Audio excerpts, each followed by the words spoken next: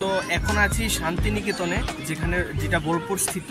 এখানে চলছে ইন্টারন্যাশনাল বৈশাখী প্রতিযোগিতা, যেটা হয়েছে আর্ট সোসাইটির তত্ত্বাবধানে। তো সেখান থেকে শিক্ষালয় আর্ট অ্যান্ড ক্রাফট সেন্টারের মোট 3 জন প্রতিযোগী অংশগ্রহণ করেছিল এবং পুরস্কৃত হবে ওরা। আজকে পুরস্কার বিতরণ অনুষ্ঠান। তো সেই ক্ষেত্রে আমি অসংখ্য ধন্যবাদ জানাই আর্ট সোসাইটিকে এবং শিক্ষালয় আর্টস অ্যান্ড ক্রাফট সেন্টার। সত্যি খুব গর্বিত ছাত্রছাত্রীদের এই সাফল্যে। তো সপ্তাহ বৈশাখ শুরু হওয়ার আগে তোমাদের সবটা যে এরিয়া রয়েছে সেটা একটু পরিদর্শন করিয়ে দিই। সেই যেখানে কম্পিটিশনটা হবে, মানে যেখানে রয়েছে আমরা, সেখানে বিশাল বড় কিন্তু গৌশালা রয়েছে। যেহেতু তোমরা এর আগের ব্লগে দেখেছো যে এসেছি এমন একটা জায়গায় যেখানে কিন্তু সম্পূর্ণ আশ্রম এরিয়া, এবং সেখানে দেখতে পাচ্ছ প্রায় 1000-এর উপর এখানে মানে গৌ মাতার আছে এবং তাদের এখানে খাওয়া দাওয়ার জায়গাগুলো দেখতে পাচ্ছ। তাছাড়াও এখানে কিন্তু খাওয়ার সুন্দর সুন্দর ক্ষেতের ব্যবস্থা আছে। যেহেতু তোমরা এর আগের ব্লগে দেখেছো যে অনেক বড় এরিয়া বা চত্বর রয়েছে, শুধু চোখ যাচ্ছে সম্পূর্ণ এই জায়গাটা সবটা এবং খেতে পরিপূর্ণ। এখানে দেখতে পাচ্ছ যে কত রকমের সবজি এখানে চাষ করা হয়। এদিকে কুমড়ো আর এখানে শাক রয়েছে অনেক রকমের, যেগুলো কিন্তু দেখতে সত্যি খুবই সুন্দর লাগছে আর কি। দেখো বাঁধাকপি কত সুন্দর, একদম সম্পূর্ণ এলাকা এরিয়া সম্পূর্ণ রয়েছে। আর এখানে দেখো বেগুন দেখা যাচ্ছে। তাছাড়া এখানে দেখো টমেটো ক্ষেত রয়েছে বা মটরশুঁটি রয়েছে, ক্যাপসিকাম রয়েছে, যেগুলো কিন্তু খুব সুন্দর করে চাষ করা হয়। আর এগুলি দিয়ে কিন্তু সবজি তৈরি করা হয়। প্রত্যেক দিন যে মিল তৈরি করা হয় 2 টাইম, সেখানে মিল কিন্তু এখানে তৈরি করা হয় এই সবজি থেকেই। এখানে লাল শাক দেখা যাচ্ছে। দেখো কতটুকু সুন্দর এরিয়া রয়েছে।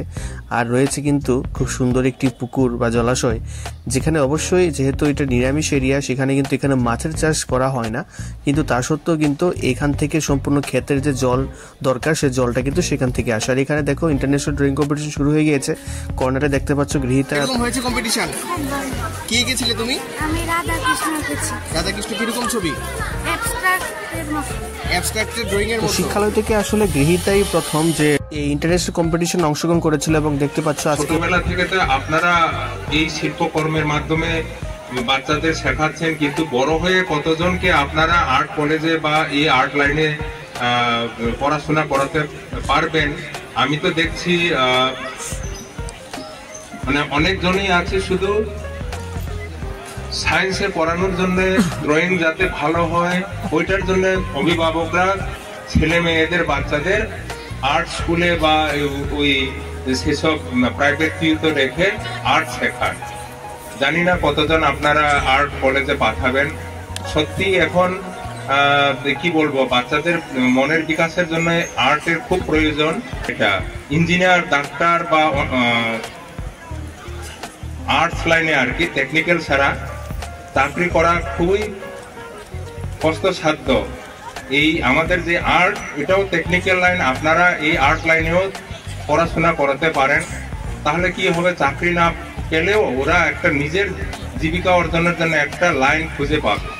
অবশ্যই তোমরা আগে থেকে জানো যে শিক্ষালয় থেকে কিন্তু অবশ্যই ইন্টারন্যাশনাল ড্রয়িং কম্পিটিশনের গৃহীতা দাস, যে আমার ছাত্রী, সে কিন্তু পুরস্কার অর্জন করেছে, সর্বপ্রথম পুরস্কার। এবং সেক্ষেত্রে এখন পুরস্কার বিতরণের পালা। এবং তার সঙ্গে দেখো এই যে সুযোগটা এটা কিন্তু বারবার আসবে না, জীবনে একবার আসবে। তো সেক্ষেত্রে গৃহীতা কিন্তু সেলিব্রিটি। আর তার সাথে কিন্তু মেঘা এবং স্নিগ্ধাও ছিল, যেখানে কিন্তু তাদের হাতে পুরস্কার তুলে দেওয়া হচ্ছে। তবে গৃহীতার সাফল্যে এবং গর্বিত শিক্ষা এবং সেন্টার কিছু পত্রিকাতেও কিন্তু আমাদের এই খবরটা এসেছিল, তার জন্য কৃতজ্ঞতা প্রকাশ করি। এবং এই ছিল সেই স্বর্ণালী মুহূর্ত, যে মুহূর্তে গৃহীতার হাতে কিন্তু পুরস্কারটা তুলে দেওয়া হয়েছিল।